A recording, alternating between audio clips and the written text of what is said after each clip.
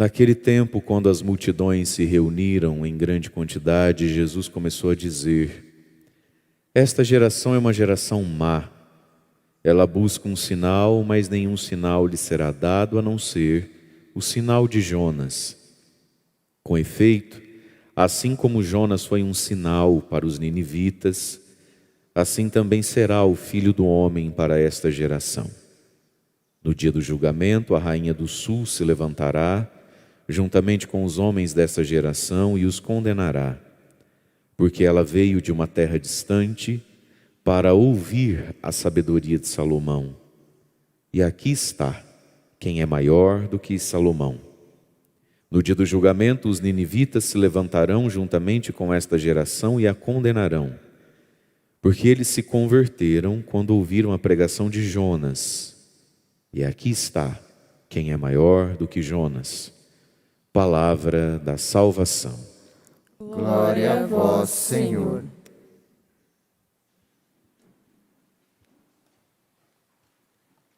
Irmãos e irmãs, a palavra de Deus hoje nos fala da conversão e do julgamento que acontece na vida e que vai acontecer um dia, que vem da conversão dos outros. É muito interessante esse evangelho aqui, quando Jesus nos afirma então que no dia do julgamento a rainha do sul se levantará para julgar. No dia do julgamento os ninivitas se levantarão para julgar. Não é nem Deus que se levantará para o julgamento, porque a conversão é um sinal. Nós estamos aqui então na liturgia de hoje falando de conversão, e nós temos no evangelho um povo pedindo sinal, e a gente precisa entender que pedir sinal e pedir milagre são coisas diferentes no motivo, na essência das coisas.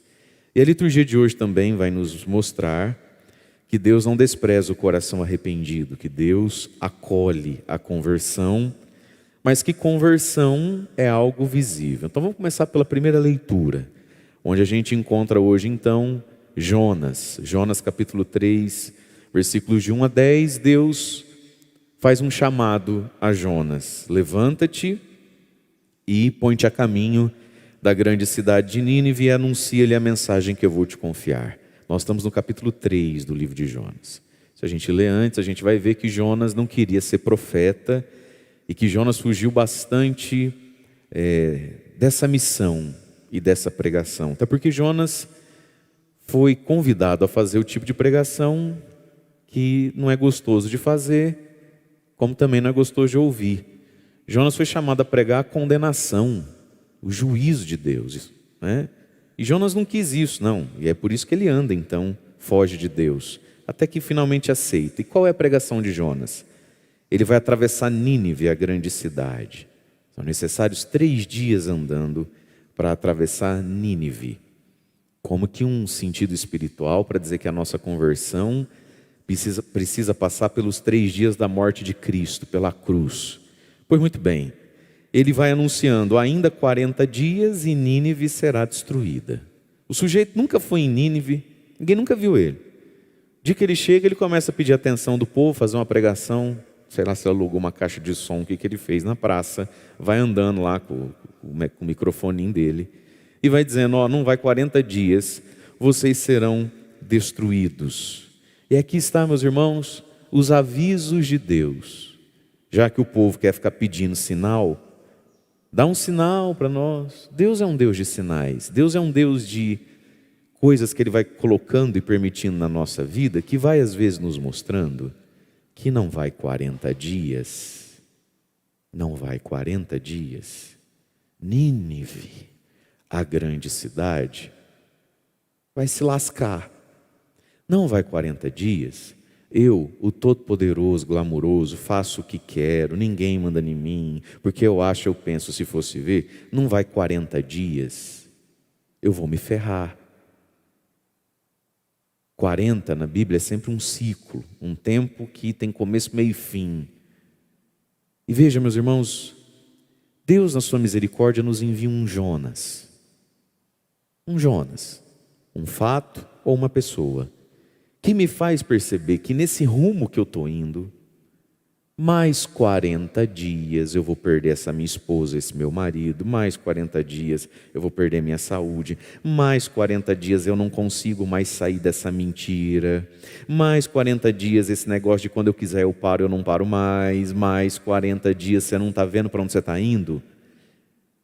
Esse é o Jonas. E Nínive, por graça de Deus, né? Os ninivitas acreditaram em Deus. Porque a conversão acontece por uma graça de Deus. É uma graça aceitar a palavra. Agora, não é porque é uma graça que eu não preciso cooperar com ela, e não é porque é uma graça que eu não faço nada com ela. Bíblia. Os ninivitas acreditaram em Deus e aceitaram fazer jejum e vestir sacos, do superior ao inferior. Aí diz que até o rei é tocado, e o rei, enquanto o rei, baixa uma regra na sua casa: nem os animais vão comer também. Homens e animais, bovinos, ovinos, não provarão nada, não comerão nem beberão nada. Homens e animais se cobrirão de sacos. Os homens rezarão a Deus com força, e cada um vai se afastar do seu mau caminho, de suas práticas. E diz o rei: talvez Deus volte atrás e nos perdoe. Mas olha que interessante isso aqui, minha gente. Segunda coisa que vai ser a primeira. O rei baixou um decreto, como que dizendo assim, vai converter mesmo que não queira. Você sabe que às vezes falta um pouco desse rei em nós, em relação a nós mesmos, né? A gente precisa decretar coisas. Pronto, acabou. Você vai vir na missa todo dia na quaresma ou não vai vir na missa todo dia na quaresma aí? Está decretado ou depende se hoje, quarta-feira, vai ser um dia bom e você vai conseguir dormir cedo, porque senão amanhã você não aparece?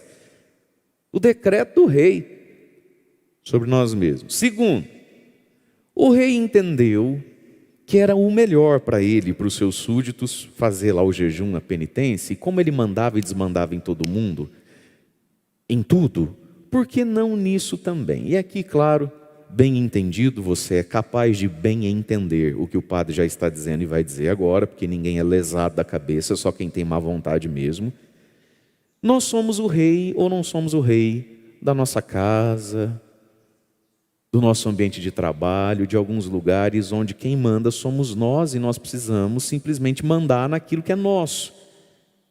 Veja, meus irmãos, quando o rei decreta que todo mundo vai jejuar, com certeza ele não tinha com ele a ilusão que todo mundo que jejuasse tivesse o fruto final da conversão, porque isso quem faz é Deus, isso quem faz é o Espírito Santo, isso depende da pessoa. Mas ele tomou uma postura: eu sou o rei,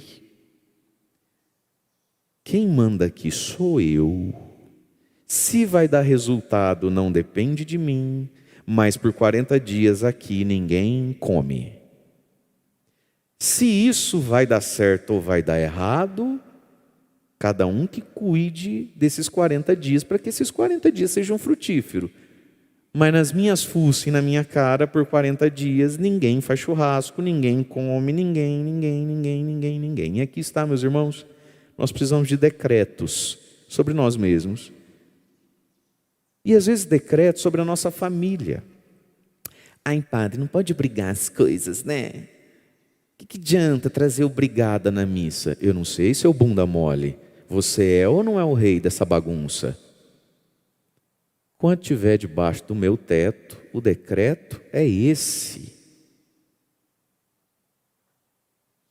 E Satanás é um bicho tão astuto, e quanto mais burro a gente é, mais astuto o diabo é. Não é porque o diabo ele é esperto, mas quanto mais jumento eu sou, mais esperto ele é.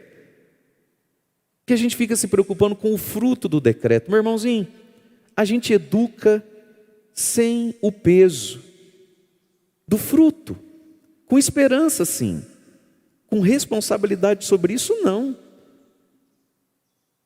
Então nós temos direito de decretar: eu sou o rei, desculpa a expressão, dessa bodega, e por 40 dias no meu reino não vai ter cheiro de carne assada. Ai, que adianta, né, padre? A gente é obrigado, e depois de 40...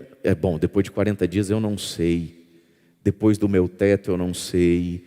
Eu não sei, eu sei que eu estou no meu direito de uma vez que entendi que o melhor caminho é esse, e como o rei sou eu, não pode ser você,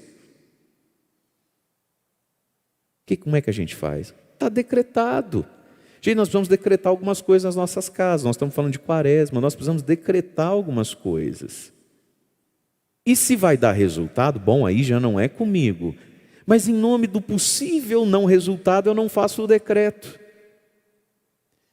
Em nome do possível e do possível não acolhimento do que eu estou decretando, eu não faço o decreto. Mas meu irmão, como é que vai ter fruto se eu não lanço a semente?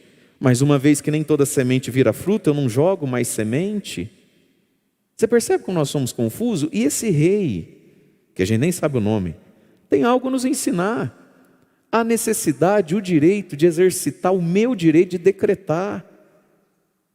Você é pai dessa casa, você é a mãe dessa casa. Qual é a tua dificuldade de decretar? Horário, tantã, teti, totó, tutu, hein? Sem a culpa do fruto. Do fruto. Pode ser que não dê fruto nenhum. Sei lá, numa dessa, depois de 40 dias aqui, a galera voltou, algum tanto voltou para a mesma vida, e talvez voltou até pior, e eu com isso não tenho culpa. Mas exercitei o meu dever e direito e dever, de decretar porque eu sou o rei. Gente, é pecado a gente abrir mão do nosso reinado. É pecado. A gente precisa aprender isso. É pecado eu não exercitar o meu dever, é pecado eu não exercitar o meu direito. Quem está no comando tem que comandar, porque é dever comandar, e está no direito, exercite o seu direito. Eu tenho muito isso comigo. Deus sabe, todo mundo sabe, sou nada autoritário, mas eu exercito o meu direito, eu sou o pároco. Ué, eu sou o desempate, eu não posso ser o desempate. Então na minha igreja agora quem vai mandar é associação comercial com vereador. É meu dever e direito e dever mandar onde eu tenho que mandar. Quem manda sou eu. Mas ponto final. E você precisa fazer isso na sua casa também, em pequenas coisas. A gente abre mão de tudo, gente, de tudo. E as pessoas vão ficando tiranas. Então, a próxima vez que a senhora quiser pedir uma pizza, certo? Uma porção do Li. E você estiver em dúvida, é batata com bacon, sem bacon. Se permita, na condição de pai, de mãe e de quem vai pagar a batata, dizer assim, sem bacon. Eu não estou podendo engordar, não. Sem bacon. A gente abre mão de ser o critério do desempate. E quem não tem o direito, porque é subordinado, não é o rei, está desempatando tudo, governando tudo, ditando tudo do jeito deles. É por isso que o mundo está de ponta cabeça, a igreja está de ponta cabeça, a nossa vida está de ponta cabeça. Não é tirania, mas o rei tem direito a decretos, e eu sei que você aqui em casa está me entendendo e se vendo. Nas pequenas coisas da vida onde a gente vai abrindo mão, e quando a gente abre mão, nas pequenas coisas, não é ser opressor com o outro, não é ser tirano com o outro, a gente tem que aprender a fazer a vontadezinha do outro, agradar também, perder para ganhar, está tudo certo. Mas quando eu nunca exercito o meu direito de mandar, eu estou fazendo mal às pessoas, porque é um direito e uma necessidade humana aprender a obedecer, ou não é? O ser humano, se ele não é exercitado nessa necessidade, nós precisamos obedecer. Quem não obedece vira bicho, quem não obedece vira diabo, vira demônio, vira insuportável. As pessoas estão estragadas porque nunca foram exercitadas, muitas, na necessidade de obedecer, de serem frustradas, de ouvir não, de esperar. Mas se quem está com a caneta no papel do decreto não decreta, como é que fica isso? Então, meus irmãos, esse rei nos ensina decretos. Está decretado que... O que está decretado? Quaresma. Tem nenhum decreto? Qual é o decreto que a gente fez sobre nós?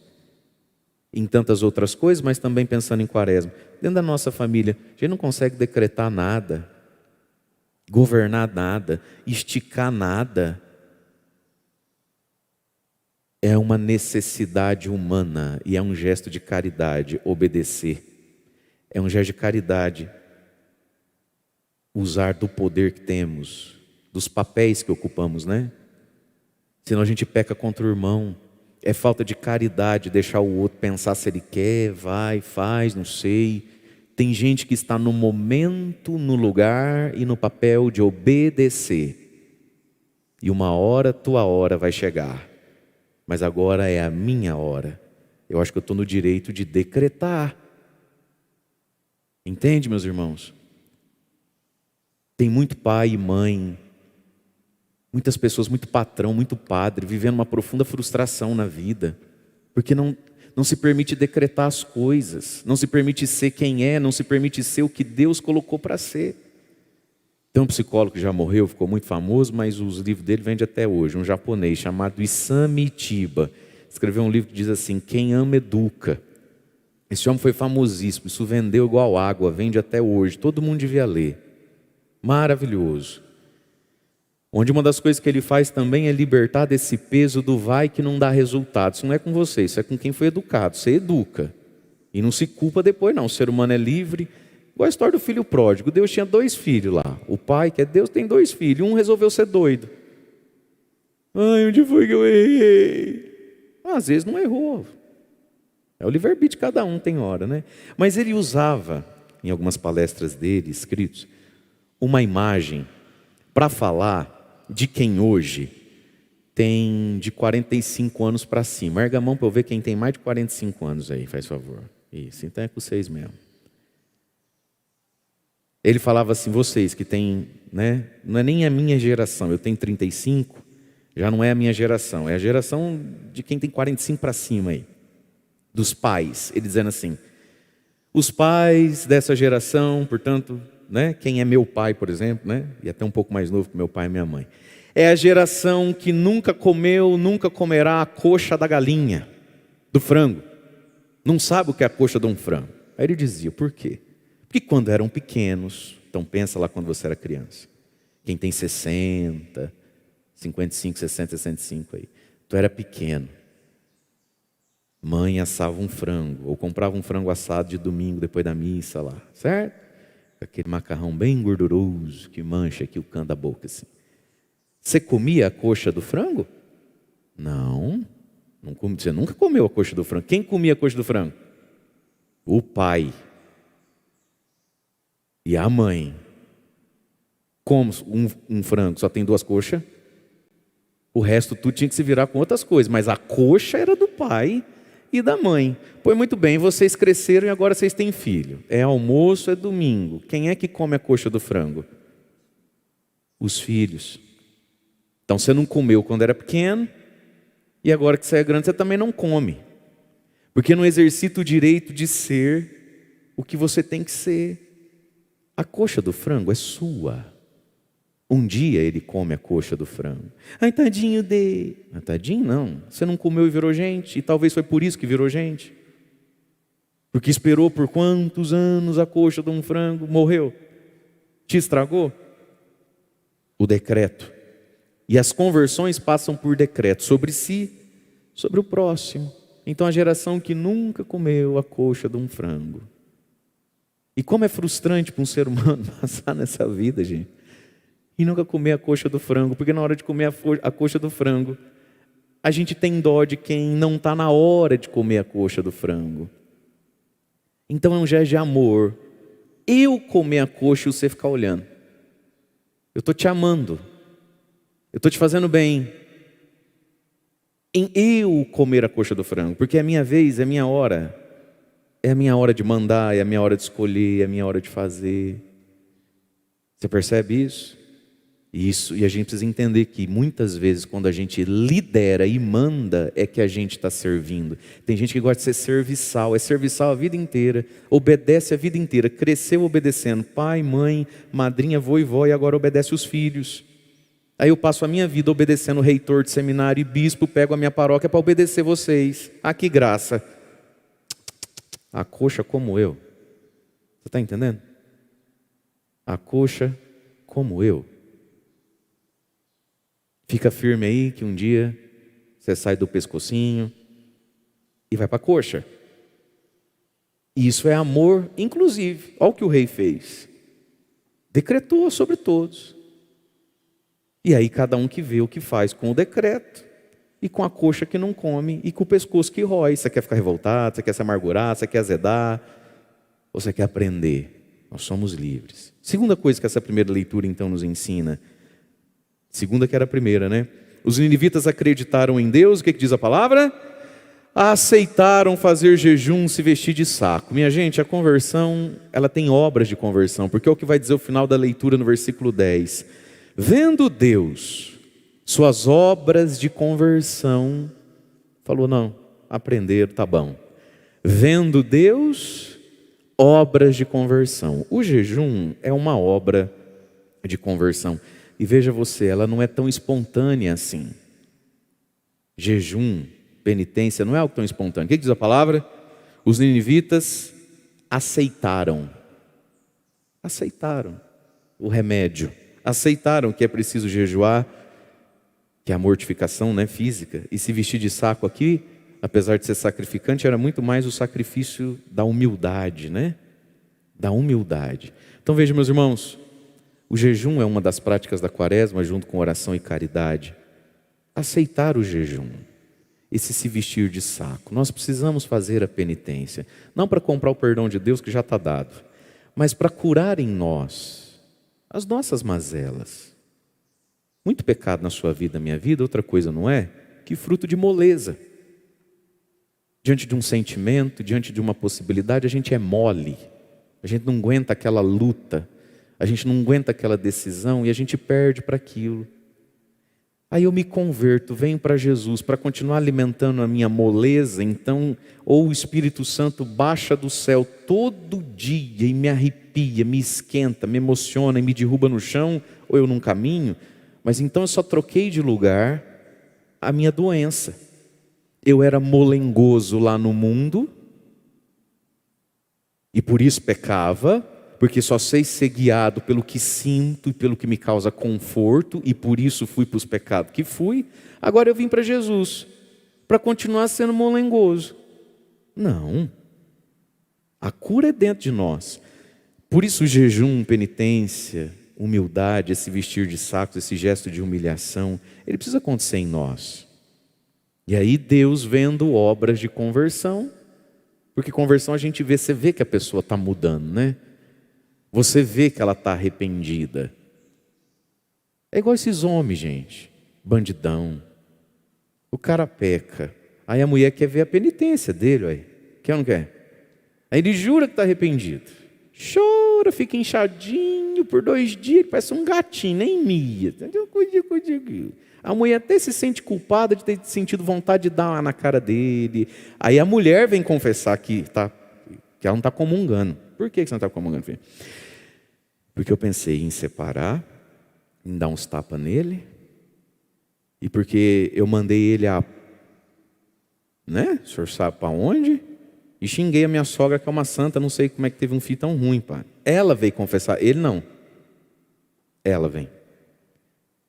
Ela vem se confessar que ela está se sentindo culpada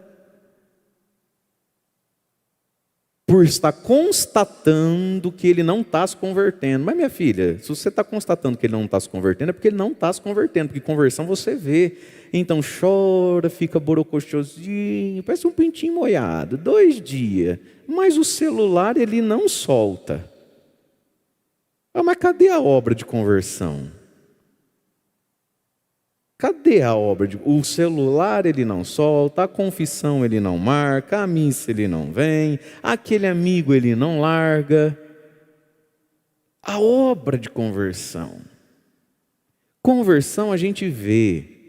E quem é malandro, escolhe às vezes umas obras de conversão que é para tapear a gente.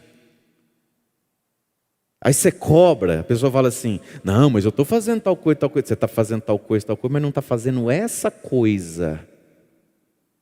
Esse amigo, esse horário, esse lugar. O específico o sujeito não faz. Vendo Deus obras de conversão. Meus irmãos, conversão é algo visível e Deus quer ver. E a gente também enxerga passos e concretudes que revelam que a pessoa está compreendendo, compreendeu, se arrependeu, está desejando e está buscando. Se tem uma coisa que conversão não é, gente, é conversa. Não é conversa, é postura. É um reposicionar-se. Conversão é o quê? Eu estou indo para cá, eu me converto. É visível que eu não estou indo mais para lá. É visível que eu estou indo para cá. Não é teórico. Quando você está na estrada e vê um carro andando, você precisa pensar em que direção ele está indo? Não, porque é visível que ele está no sentido Alto Piquiri-Umuarama. Porque é visível que está no sentido Cascavel, Alto Piquiri. Você não precisa raciocinar. Será que está indo ou está voltando aquele carro? Não, você está vendo. Está na mão ou está na contramão? Você pensa? Você não pensa, é visível. A conversão passa por coisas muito visíveis. E, gente, se a gente não engana nem o outro, quanto mais Deus. Se não funciona, eu quero enganar você, quanto mais Deus. E aí voltemos então para o Evangelho, porque Deus não despreza o coração arrependido, olha, que se expressa em obras de conversão. Jesus então vai dizer, essa geração é uma geração má porque fica buscando um sinal. E aqui já vamos entender então, sinal é diferente de milagre. Você tem todo o direito de pedir milagre. Você precisa de um emprego? Peça. Você precisa sumir um caroço do teu corpo? Peça. Peça. Aliás, você já podia estar pedindo aí dentro do seu coração. O que você está precisando? Peçamos. Amanhã nós vamos ver o poder da oração no Evangelho. É direito do filho pedir para o pai. Então já coloca a mão aí perto desse seio, não sei onde é que está o caroço, e já vai pedindo agora para Jesus curar você. Você tem um sonho, engravidar, casa própria. O que mais você precisa? A conversão de um filho, da esposa, do marido? Peça. Está tudo certo. Quando diz aqui, esse povo é mau porque fica pedindo um sinal e eu não vou dar sinal nenhum, tem diferença. O que é pedir sinal? Sinal é pedir algo extraordinário para me mover. E aí Jesus diz, não vou fazer mais nada extraordinário para mover vocês. Até porque Jesus já tinha feito um caminhão de coisas extraordinárias. Era evidente que Jesus era um homem santo. Era evidente tudo que ele falava. Mas aqui está, gente. Tem gente que não se converte porque não quer. Isso é o maior mistério do mundo, a nossa liberdade. Então a gente fica pedindo sinal, que é o quê? Não, se ele curar mais um cego, mas já curou 18, não. Mas se ele curar a dona fulana, que é cega. Não, mas se ele curar o fulano de câncer, mas ele já curou uns 70 de câncer. Não, mas se ele curar o fulano, se ele me der, se ele fizer, aí sim eu... Então, sinal é o milagre que vai condicionar a minha atitude. Se ele fizer, daí sim eu o quê? Eu tateti totu, que eu já sei antes do sinal. É ou não é assim a cachorrada? Então, se Deus fizer tal coisa, me der tal coisa, então eu... Aí a pessoa completa a frase. Então eu vou me confessar, então eu volto a participar da missa, então eu aceito casar com você na igreja, o que mais? Então eu paro de beber esse tanto, então eu vou lá me reconciliar com a minha mãe, com o meu irmão, com o meu cunhado, então eu vou. Você percebe como a gente já sabe o que tem que fazer? Porque senão a gente não completaria a frase e nem pediria o sinal. Se eu estou pedindo para Deus um sinal a respeito de alguma coisa, geralmente é porque eu já sei a coisa. E Jesus está dizendo, geração má, geração que não se move, fica me pedindo um sinal, mas eu já dei os sinais. Então, milagre todo mundo pode e deve pedir. Cura todo mundo pode e deve pedir. Bênçãos e benefícios para São José todo mundo pode e deve pedir. Agora, a partir do momento que eu condiciono Deus, se Deus fizer, então eu faço. Geração má, você já sabe o que tem que fazer. E nenhum sinal será dado a não ser o sinal de Jonas. Qual é o sinal de Jonas? É um 2 em 1.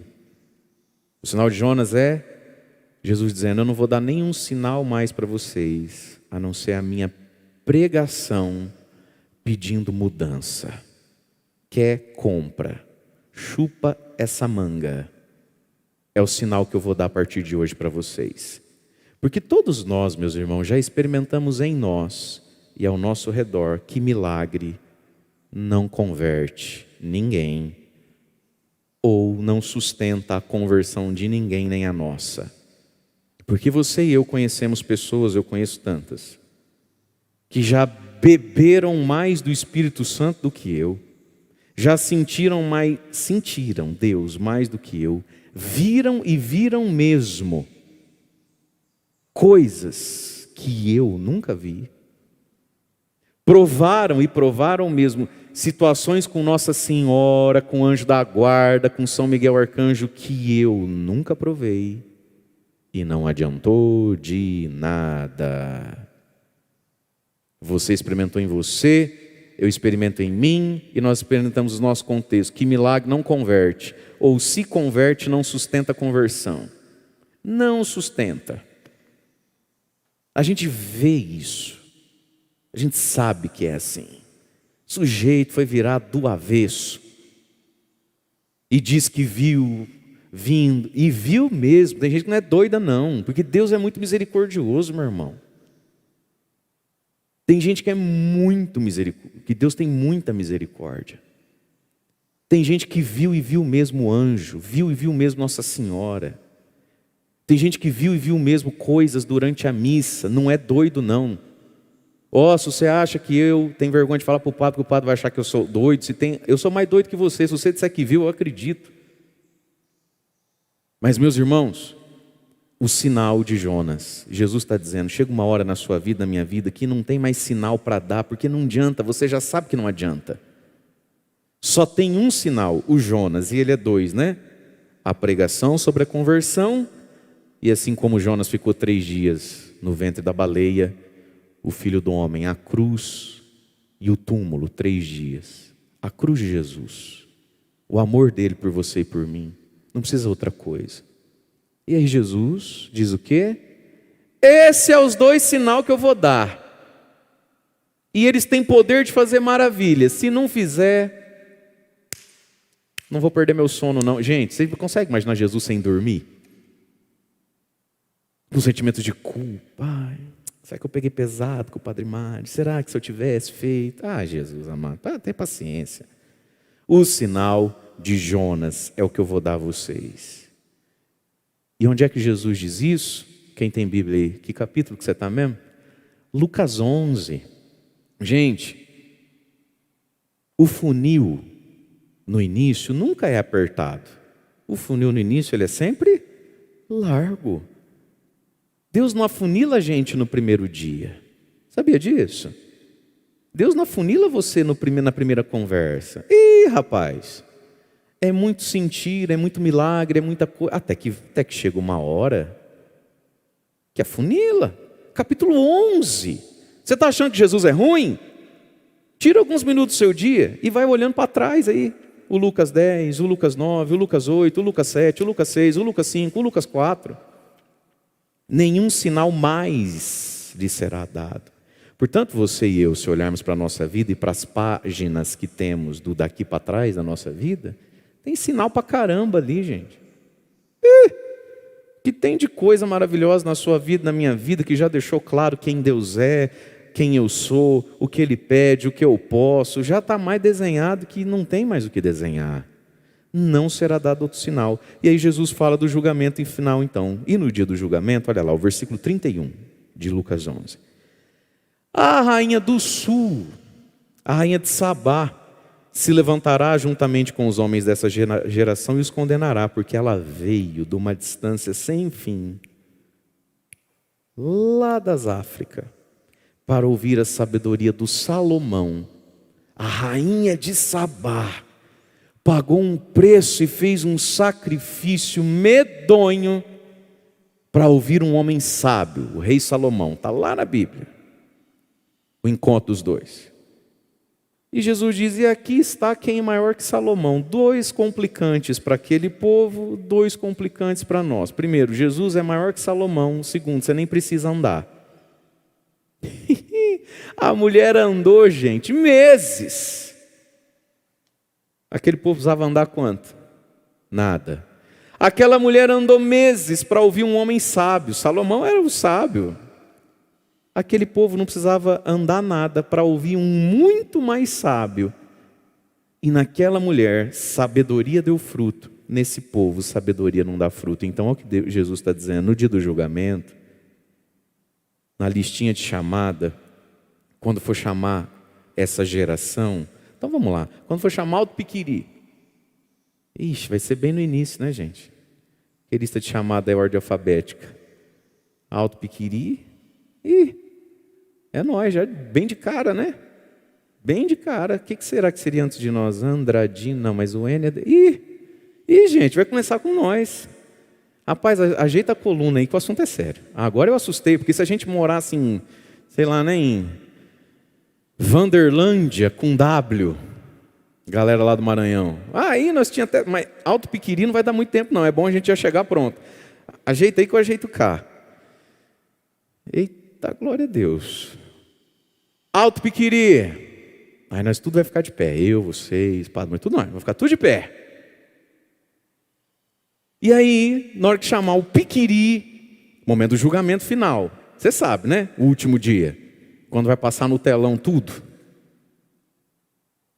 Ô louco bicho, olha lá quem quer falar de você, meu. Aí tem pra onde ir, não. Nós vamos tudo pro telão da verdade. Ai, meu Deus do céu. Enfim, é bom morrer confessado, amigo. Porque, olha lá.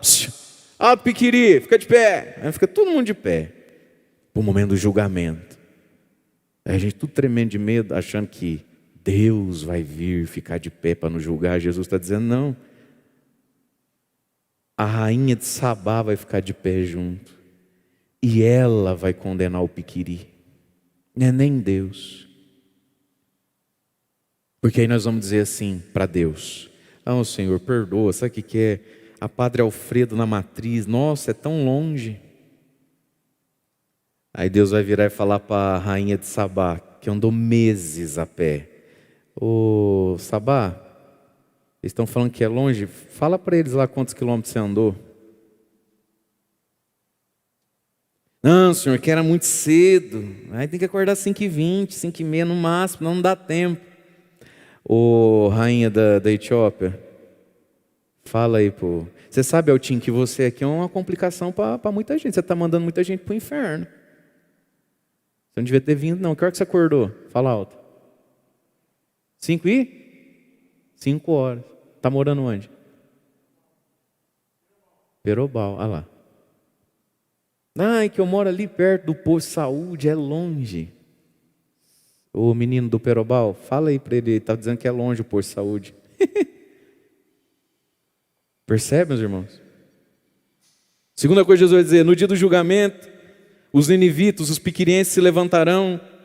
Os ninivitas se levantarão junto com os piquirienses e a condenarão, porque se converteram quando ouviram a pregação de Jonas. Ora, aqui está quem é maior que Jonas.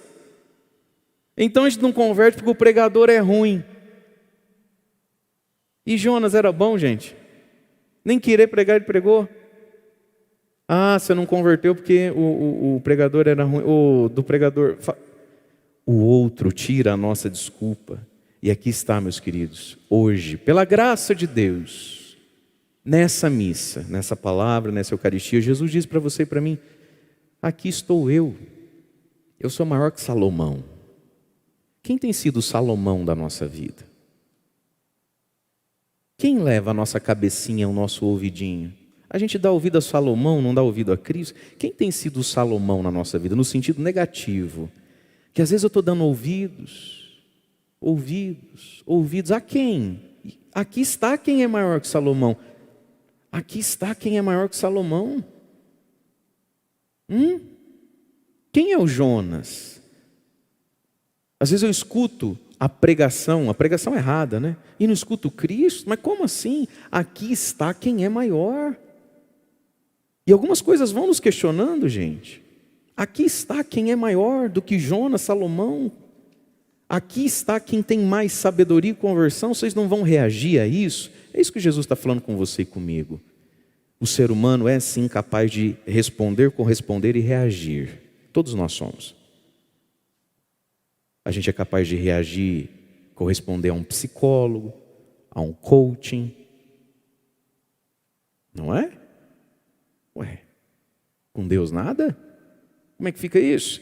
E aqui está quem é maior que Salomão, maior que Jonas. E veja, meus irmãos, precisa andar quanto? Já está diante de nós. Deus é tão bom que Ele se apresenta, Ele se coloca diante de nós, para que a gente encontre a sabedoria de Salomão, a conversão que Jonas ensinou, para que a gente saia da maldade com esperança, porque Deus não despreza o coração arrependido. Louvado seja nosso Senhor Jesus Cristo, para sempre seja louvado. Vamos ficar em pé e elevar a Deus a nossa prece. Coloca a mão no seu coração e vamos fazer esse pedido a Deus com o refrão do Salmo: ó Senhor, não desprezeis um coração arrependido. Vamos repetir isso. Ó Senhor, não desprezeis um coração arrependido. E como prece a gente reza o Salmo de hoje: tende piedade, ó meu Deus, misericórdia. Na imensidão do vosso amor purificai-me, lavai-me todo inteiro do pecado. Apagai completamente a minha culpa. Criai em mim um coração que seja puro e dai-me de novo um espírito decidido. E é isso que nós queremos pedir, Senhor, vós que não desprezais o coração arrependido. Dai-me de novo um espírito decidido, uma alma decidida. Senhor Deus Todo-Poderoso, batiza-nos com Teu Espírito Santo, para que assim como os ninivitas nós aceitemos jejum, conversão, obras tão práticas da nossa mudança, para que assim como os ninivitas, Senhor, nós tenhamos obras de conversão.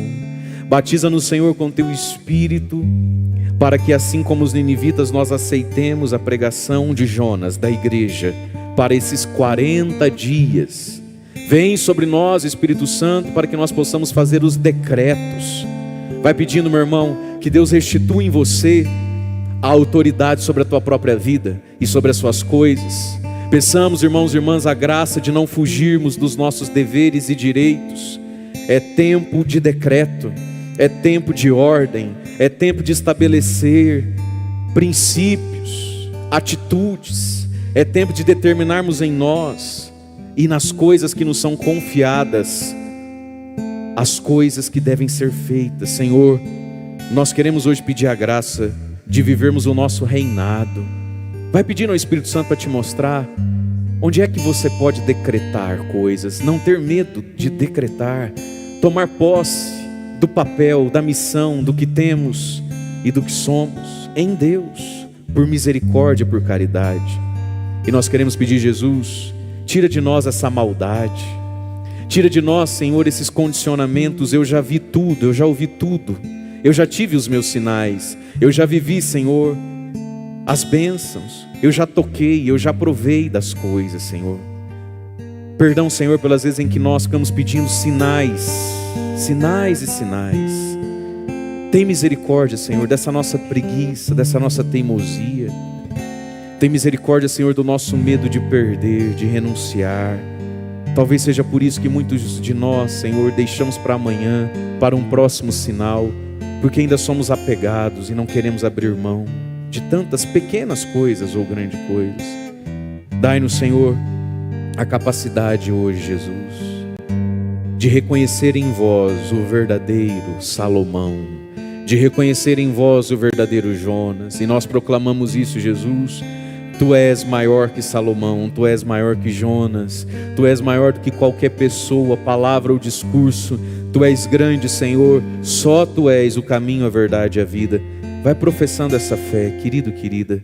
Professe agora diante de Cristo: Senhor, Tu és maior que Salomão, Tu és maior que Jonas, Tu és maior do que eu. Nada nem ninguém se compara a Ti, Senhor. Nenhuma palavra ou obra se comparam às Tuas palavras e às Tuas obras. Dai-nos a graça, Jesus, como a rainha de Sabá, de nos movermos. Dai-nos, Jesus, a graça como os ninivitas, de aceitarmos as coisas e de nos convertermos. E peçamos, irmãos e irmãs, peçamos pela intercessão de São José, não sinais, mas os milagres, os benefícios, as bênçãos. Apresente a São José suas urgências desse dia, nessa quarta-feira. Talvez você está aflito com algo, com alguma coisa, com alguma luta, com alguma decisão do dia de hoje. Pessoas, São José, que estão desanimadas para o hoje, o cansaço físico, emocional. São José, por aqueles que no dia de hoje vão passar por situações e momentos difíceis, valei-nos. Por esses pedidos de oração que estão aos teus pés, nós invocamos.